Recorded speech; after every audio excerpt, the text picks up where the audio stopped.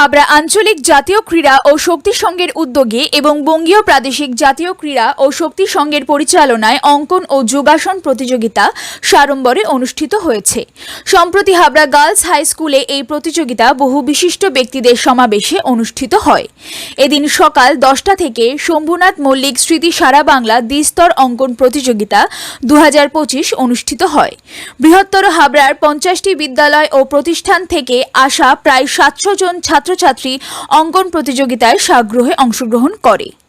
এই প্রতিযোগিতায় মোট 5টি বিভাগের প্রথম, দ্বিতীয়, তৃতীয়, চতুর্থ ও পঞ্চম স্থানাধিকারীকে পুরস্কার সহ শংসাপত্র প্রদান করা হয়। অঙ্কন প্রতিযোগিতার পরে বেলা 1টা থেকে স্নেহের সুর স্মৃতি সারা বাংলা দ্বিস্তর যোগাসন প্রতিযোগিতা 2025 হয়। এই প্রতিযোগিতায় বালক ও বালিকাদের পৃথক পৃথকভাবে মোট 4টি বিভাগে 99 জন প্রতিযোগী অংশগ্রহণ করে।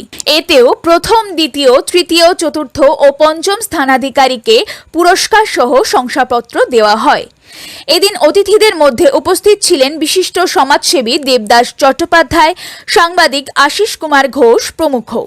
হাবড়া আঞ্চলিক জাতীয় ক্রীড়া ও শক্তি সংঘের সম্পাদক রতন চন্দ্র শিকদার এই সংবাদ জানিয়েছেন।